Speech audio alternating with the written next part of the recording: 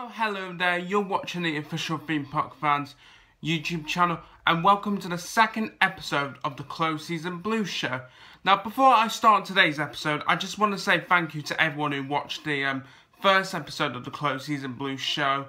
I know I didn't get many views on it, but it was good to see a few of you watched the first episode. For the first episode, I got 4 comments, which I am going to read out now. Now, remember, if you do want to interact with the show, then you can by commenting below. Once I've read out these 4 comments, I'll explain about what today's topic is going to be about. So anyway, here we go. So the first comment is from K33N0, or is that, no, I assume it's a 0.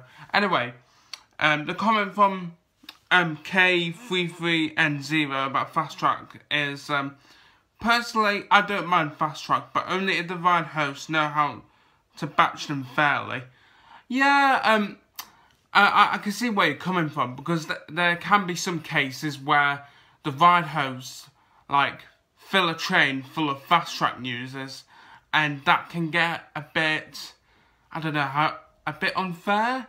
But I think that can work if the ride hosts batch a full train of Fast Tracks, then a full train of people in the normal queue, and then I think that's my opinion anyway. So thank you K33N0 for your comment. The next comment comes from Christopher Rose, and he says, I don't mind Fast Track. The only time I use Fast Track is rides I like the most, so I get on them quicker. That is a good opinion on Fast Track. So for example, like well, you can't get Wicker Man solo Fast Track. Well, not at the time of recording. But let's say, I don't know, let's say you like Nemesis. I'm just using, well, okay, no, Nemesis doesn't get much of a queue. Nemesis only gets much of a queue at Scarefest or Fireworks. Let's say, I don't know, Smiler. And you really want to ride a Smiler? Well, you can get a Fast Track for it if you're really desperate to ride it. So, thank you, Christopher Rose, for your comment. The next comment comes from Craig Rundle, and his opinion on Fast Track is, Fast Track is good, but the price you have to pay is extraordinary. I can see where you're coming from, Craig, because for the higher value packages, such as the Gold and Platinum Fast Track, you do have to pay quite a lot. But you can get Fast Track for, you can get cheap Fast Track if you know, if you want to get a Fast Track for, say, Rita. If you just want a solo Fast Track for Rita, you only have to pay £5. And, here's a tip as well, guys. If you have a premium Merlin annual pass, obviously you get the Privilege Pack. And in the Privilege Pack, you get a £5 Fast Track voucher for Chessington, Thorpe Park and Towers. And if you use, okay, say if you wanted to use the Towers one, and let's say you wanted to go on Rita, you can use that and get a Rita Fast Track for nothing. So that's a little tip for you guys. And the last comment comes from Molly, and she says the Fast Tracks ran out when I went for Scarefest this year. I wouldn't say that's an opinion, but yeah, the Fast Tracks did run out for Scarefest quite a bit this year. So guys, thank you for your comments. Remember, if you do want to interact with the show, then please do comment below. But anyway, guys, so for this week's topic, for the Closed Season Blues show, I'm going to be discussing about, do European theme parks stand out from UK theme parks? So first of all, I am going to have my say on it, and then I'll let you guys comment below. So, the question do European theme parks stand out from UK theme parks? I think the answer is pretty clear. Yes, they do. Why? Well, I've been to 3 top European theme parks. And they are my top 3 European theme parks. So, Europa Park, which is my #1 favourite.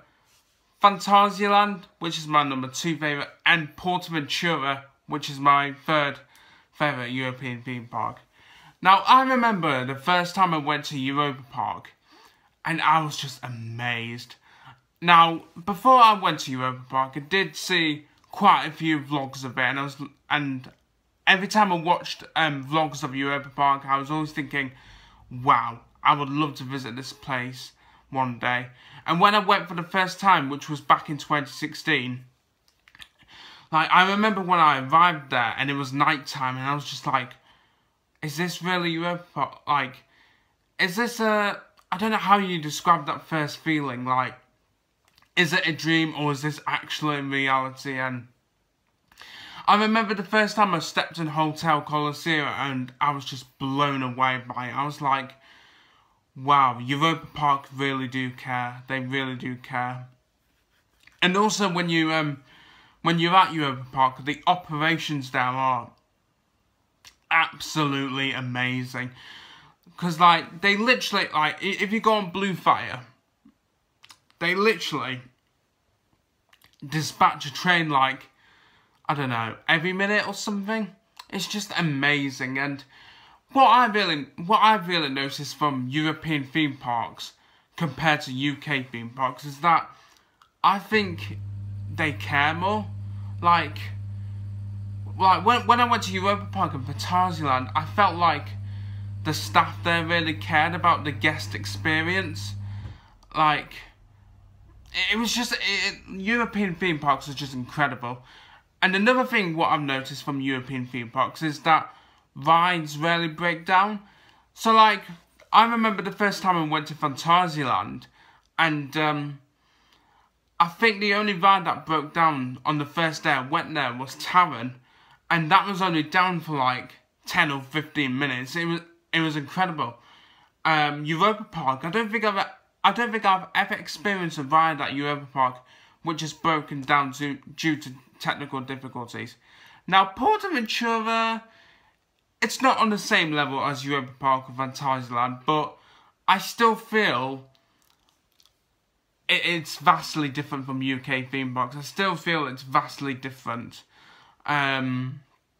Like, for instance, if you stay at one of the on-site hotels, such as Hotel Portaventura or Hotel Gold River, you get direct access into the park, which I think is really good, because it saves you time from going to the main plaza entrance and whatnot. And yeah, like, Portaventura is a really good park as well. But as I said before, I don't think it's on par with Phantasialand and Europa Park, but yeah, I really do think European theme parks stand out from UK theme parks. I mean, don't get me wrong, I still like the odd visit to Alton Towers because, you know, it's my local theme park and it's only 30 minutes away from me. But honestly, guys, once you go to a European theme park for the first time, you'll never look at the likes of Alton Towers, Thorpe Park, Chessington, Blackpool Pleasure Beach in the same way ever again. Like, honestly, I can't, what's that saying? I can't recommend enough that you go to a European theme park. If I was you, I'd make the first one probably Portaventura, because out of the three of Europa, Phantasialand and Portaventura, Portaventura I think is usually the cheapest one. But if you want to, go to Europa. Like, Europa is just incredible. So, to answer to this week's topic, yes, I do think European theme parks stand out from UK theme parks. Now, guys, I want you to have your say on this topic. Do you think European theme parks stand out from UK theme parks? Please comment below. And not next week, but the week after, I will read out your comments, as I have done for the last episode. And yeah, so there we go, guys. That is it for another episode of the Closed Season Blues show.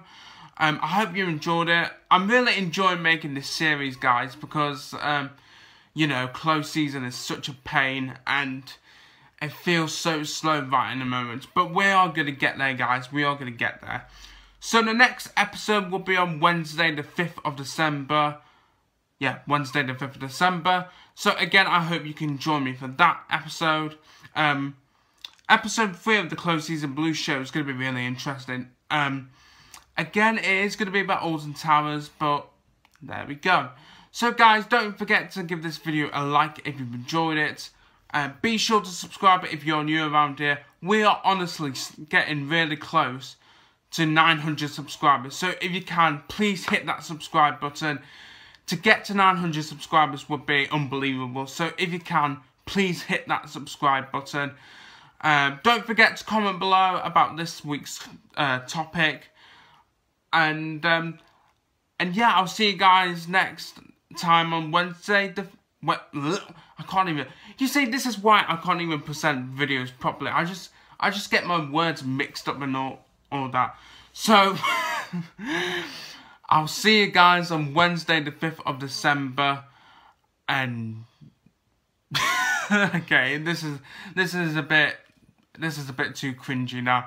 I'm Wood on you. Thank you for watching, Theme Park fans, and it's time to close the video down.